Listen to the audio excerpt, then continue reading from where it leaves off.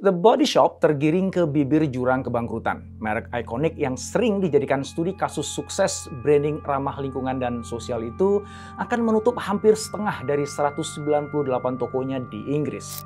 Kebijakan ini membuat 2.000 pekerjanya berisiko terkena PHK. Apa yang sebenarnya terjadi? Apa pelajaran penting yang bisa kita petik dari kisah yang tragis ini? Yuk kita cari tahu.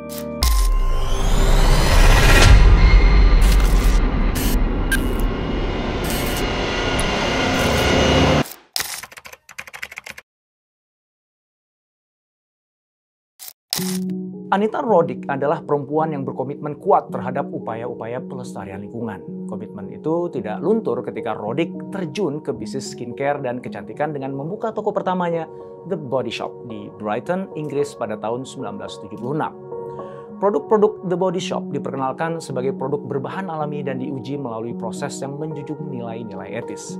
Dinding tokonya yang berwarna hijau menunjukkan komitmen kuat terhadap pelestarian lingkungan.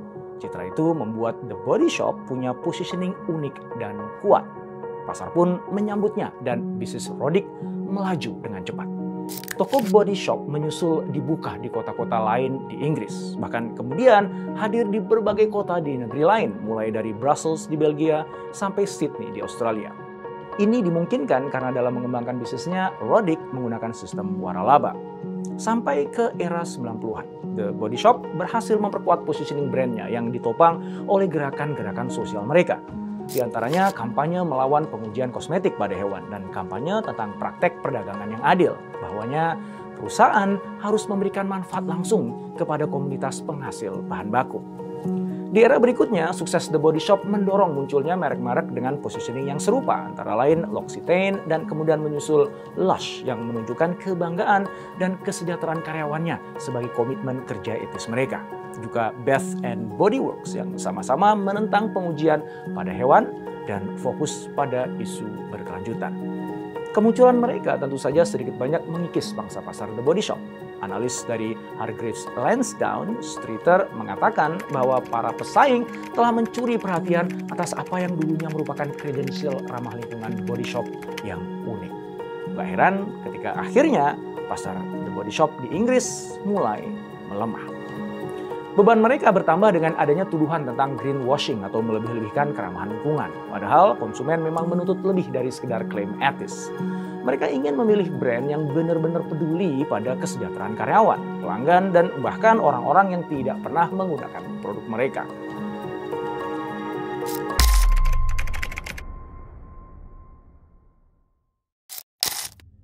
Pada tahun 2006, Roddick menjual perusahaannya ke L'Oreal seharga 652,3 juta pound sterling. Maksudnya supaya bisnisnya terus tumbuh dengan mengakses sumber daya dan teknologi yang lebih luas. Langkah itu mengejutkan sekaligus menimbulkan kontroversi. Maklum, L'Oreal dikenal sebagai salah satu perusahaan kosmetik besar yang memiliki sejarah kompleks dalam hal pengujian produk pada hewan dan isu berkelanjutan. Orang-orang jadi mempertanyakan komitmen The Body Shop tentang etika lingkungan. Dikhawatirkan komitmen tersebut melemah akibat pengaruh pemilik baru yang mungkin berbeda prioritasnya, terutama tentang meraih keuntungan besar dan ekspansi yang kurang memperhatikan lingkungan. Para kritikus yakin bahwa idealisme The Body Shop akan meluntur setelah menjadi bagian dari sebuah konglomerasi. Tapi Roddick berkilah dan meyakinkan para pengkritik bahwa langkahnya itu justru membuka peluang baginya untuk mempengaruhi sikap dan kebijakan L'Oreal. Tapi ya, sayangnya keyakinan Roddick kemudian tidak terbukti karena kedua belah pihak selalu kesulitan menyelaraskan visi dan nilai masing-masing. Sikap mereka tetap berbeda karena L'Oreal selalu mempertimbangkan operasi mereka yang lebih luas dengan produk yang beragam. Dalam hal ini, Nathalie Schooling, seorang ahli marketing, menilai The Body Shop tampaknya kehilangan arah. Anda tidak dapat menutupi mata pelanggan masa kini yang terinformasi. Ketika perusahaan berkembang dan melupakan tujuan otentik mereka, mereka kehilangan apa yang membuat merek itu unik dan pada gilirannya akan kehilangan rasa hormat dari pelanggan mereka. Kemudian ketika memasuki era 2010-an, bisnis skincare dan kecantikan global bertambah ramai dengan munculnya pengecer kecantikan online yang langsung menyapa konsumen. Mereka menawarkan produk trendy yang lebih murah dan ini menjadi tren yang membuat preferensi konsumen jadi berubah. Sayangnya, The Body Shop gagal berinovasi dan juga dalam menekan harga untuk bisa menyikapi perubahan-perubahan tersebut.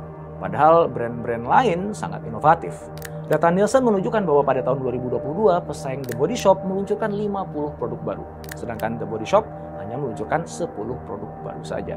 Di bawah kepemilikan L'Oreal, The Body Shop memang dianggap telah tersesat dan gagal mengikuti tren pasar. Selain itu, The Body Shop tidak berupaya menjangkau konsumen baru atau mempertahankan konsumen lama. Padahal pesaing seperti Dove rajin mengkampanyekan Real Beauty dan No. 7 dengan rangkaian produk Future Renew yang menawarkan kecantikan bagi wanita berusia 30 hingga 75 tahun. Nielsen menunjukkan data tahun 2022 bahwa The Body Shop memang hanya menghabiskan 3% pendapatannya untuk pemasaran. Sedangkan pesaingnya rata-rata menghabiskan dana sampai 6% dari pendapatannya.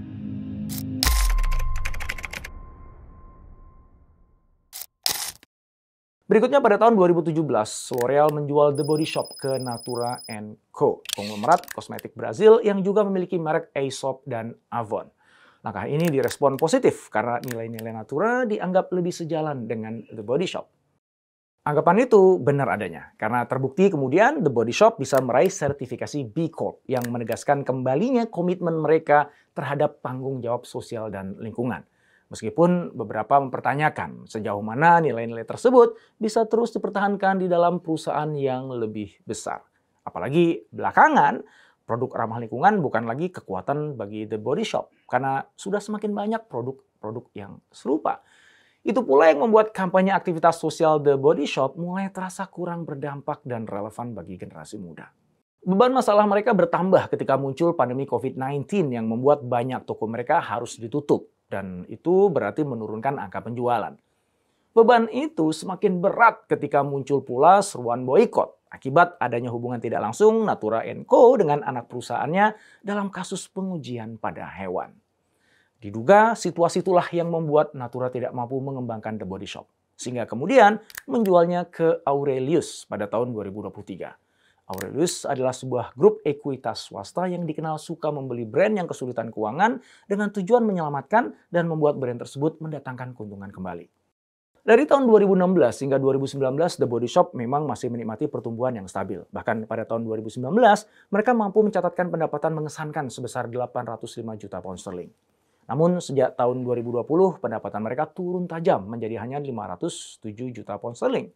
Tren penurunan ini berlanjut hingga ke tahun berikutnya dengan angka yang sedikit lebih rendah pada 487 juta pound sterling. Pada 2022, pendapatan mereka 408 juta pound sterling. Akan tetapi, angka itu masih jauh dari capaian mereka di masa emas sebelumnya. Nah, karena pendapatan mereka terus menurun, The Body Shop perlu melakukan restrukturisasi.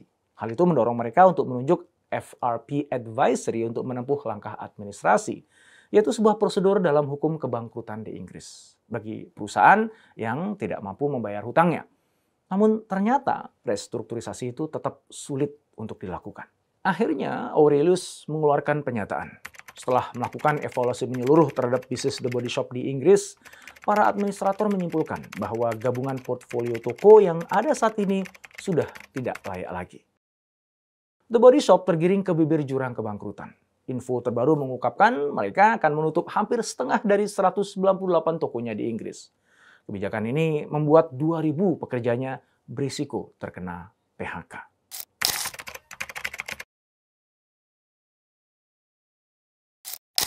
Bisnis The Body Shop sebetulnya dipersulit juga oleh kondisi bisnis retail global yang mengalami tantangan iklim ekonomi yang berat belakangan ini. Inflasi dan suku bunga yang meroket membuat daya beli masyarakat kian tercekik. Konsumen berpikir dua kali ketika mengeluarkan uang untuk berbelanja dan akhirnya memilih barang yang harganya lebih ramah di kantong. Itulah sebabnya kenapa di supermarket atau di loka pasar online lebih banyak produk kecantikan yang harganya lebih miring. Itu pula sebabnya kenapa Gen Z lebih bersikap realistis. Padahal mereka sering dipuji karena punya kepedulian terhadap isu keberlanjutan dan kesadaran lingkungan. Riset McKinsey tahun 2023 mengungkapkan bahwa krisis biaya hidup telah memudarkan minat mereka terhadap produk ramah lingkungan. Bahkan survei Forrester tahun 2023 menemukan fakta bahwa Gen Z cenderung memilih produk murah daripada yang ramah lingkungan. Selain itu, ternyata sebagian dari mereka masih giat mengkonsumsi brand-brand fashion cepat atau fast fashion yang praktiknya jauh dari etis.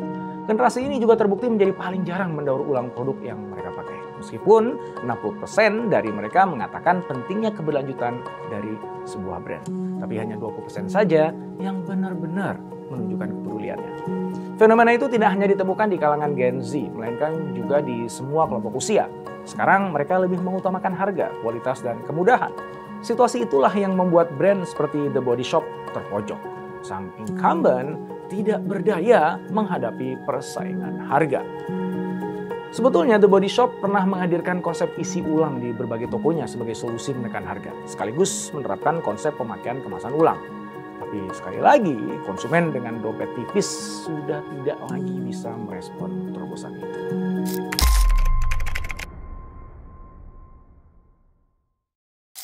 Ada 4 faktor yang berkontribusi terhadap meluruhnya bisnis The Body Shop.